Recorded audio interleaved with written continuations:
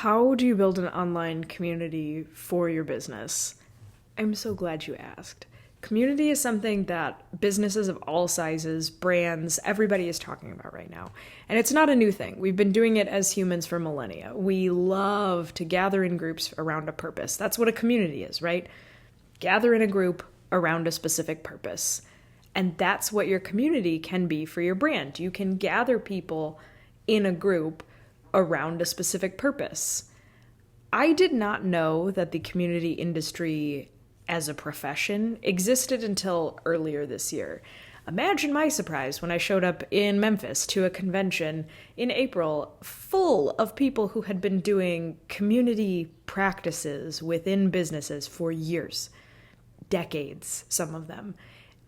I was shook that something that I love and that really, really matters to me as a social marketing nerd, the building of online relationships, has a name, has an industry, and has a deep human purpose that can help people fill not only their business goals, but also develop these online bonds that transcend time. And we're not going to get too esoteric because we're going to be talking about the 5 things you need to know to build a really successful online community for your business, for your brand.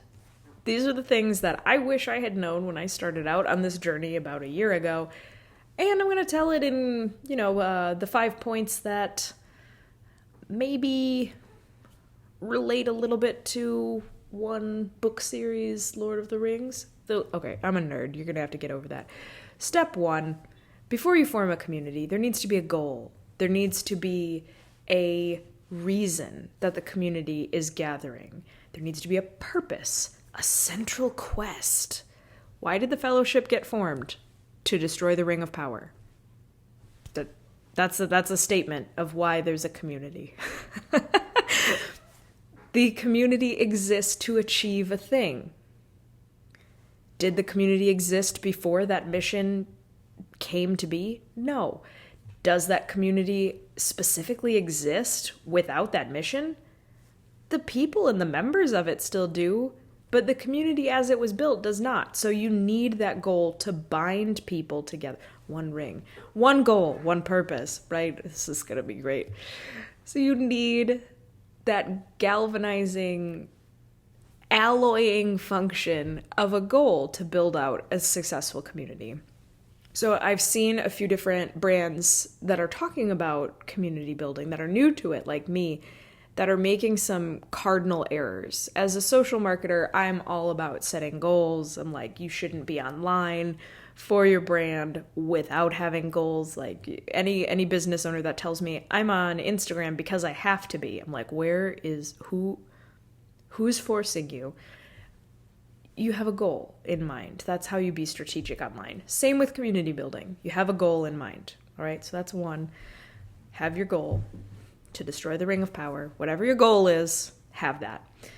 2nd, when you're starting out in community building, be very realistic with yourself that it is a long-term endeavor.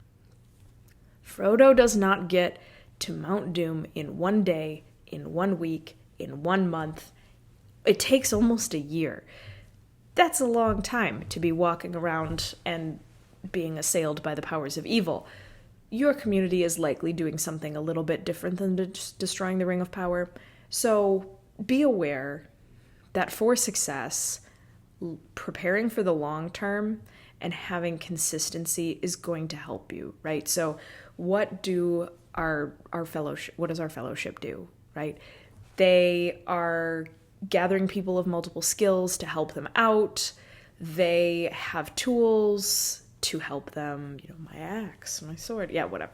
They have things that they are using or planning to use to help this little community achieve its goal.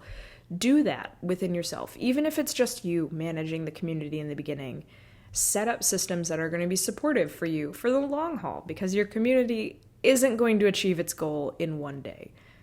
You need to be mentally and logistically prepped to handle it for a long time. Thirdly, know who you want in your fellowship, community, whatever, and know who you don't want in it, right? So for our nerdy Lord of the Rings example, we had people representing all the major races of Middle-earth. But they excluded orcs, Sauron himself. There were people that they didn't want to know about the mission of the community, for secrecy purposes, and also because it would be counterintuitive to their mission to be like, we should probably have an orc as part of this. Inclusion is important in a lot of respects, but sometimes exclusion can also be central to a community's mission. This is something that's discussed in a book that I really love, Priya Parker's The Art of Gathering. So she's talking about, in that book, how to bring people together for events, for meaningful interactions, right? She has spent, her lifetime doing event coordination, planning, and just really studying how humans gather. And as a community nerd, I feel like that book can translate into strategies for building online communities. One of the things that she discusses is how, for certain meaningful gatherings, there are times to exclude people, and that makes the gathering function as it should. Now, in terms of your community, in terms of your...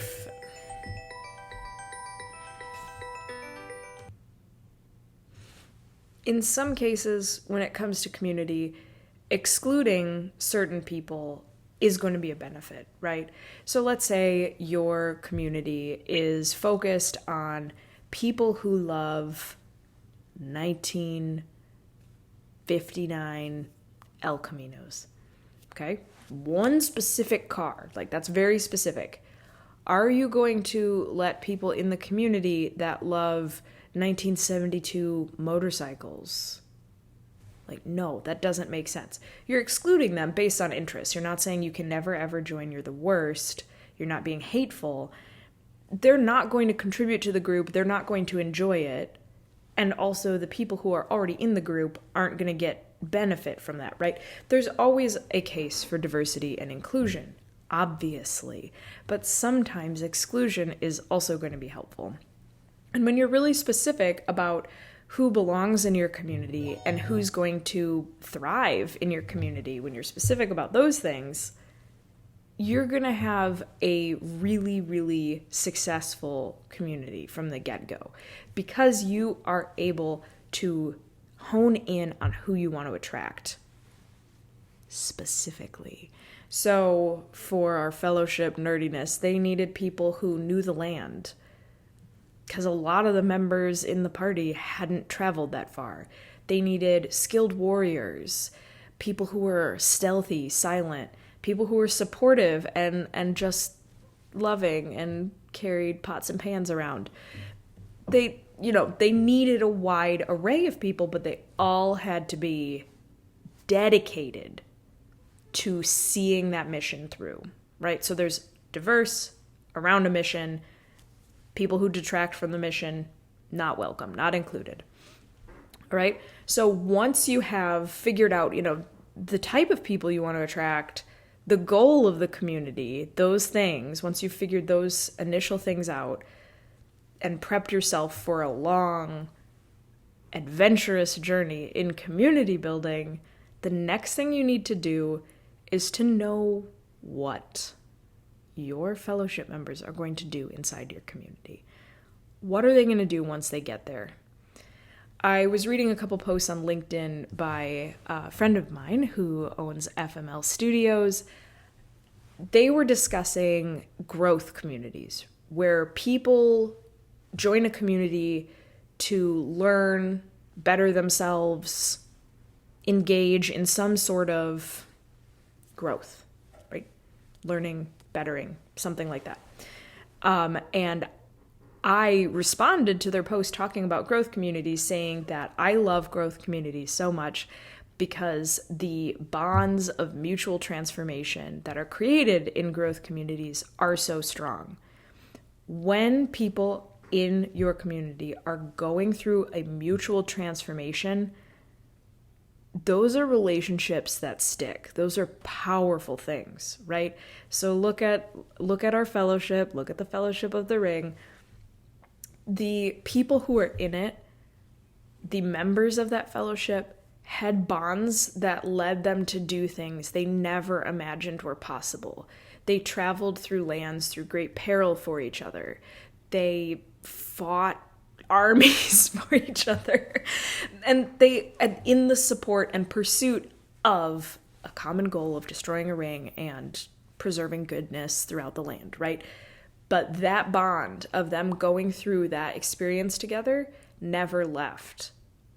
They were all still, even after the community dissolved, tied to each other through relationships. Like specifically, obviously, Sam and Frodo with the deepest relationship. We're not going to get too much into a book study here, but if you're familiar with the lore, you know that the transformation that all members of the Fellowship went through was deep enough to affect them for the rest of their lives, forever. And that is something that can happen when people go through mutual growth, mutual change together. It can cement relationships. Not saying like you're going to build a community that creates people who are friends forever and they're never going to lose touch with each other. But the things that they learn and gain from each other are going to have effect way beyond what the community builds. That's a powerful thing that your brand can start to provide members within the community. The fifth and final thing that you're going to need to consider before you start building your community out is what behaviors do you want to take place within the community? For our fellowship metaphor, they needed to be able to travel. They needed to be able to move around within their little fellowship community unit and go on the road to achieve their goals. So think about that in terms of your community. Do people need to be able to share photos and videos easily? Do they need to be able to direct message each other? This is almost the final consideration. A lot of folks start community building with a platform or a community container in mind. And while that can work, and I've definitely been part of a community that already had the container figured out from day one, it's not necessarily the order in which things have to be considered or even really should be considered. Knowing who is in your community, what the goal of it is, will help inform you what the platform or the container for the community needs to do. Is it best served in an email group? Is it better served on Slack or a Facebook group or its own independent platform like Mighty Networks or a Discord or a subreddit? What behaviors need to take place within the community? That's going to inform where the location should be or what tools need to be accessed by community members. Thank you for coming along on this unexpected journey as I compare early community building to Lord of the Rings. I hope you've enjoyed it, and I would love to hear what you think is really important when you are building out the first stages of a community. So, community pros, drop a comment, or anyone really, brand managers, anyone who's building community for their business, for their brand. I want to hear what you consider in the early stages. What's important? What do you think about? Let's discuss. So drop a comment, and then until next time, stay badass.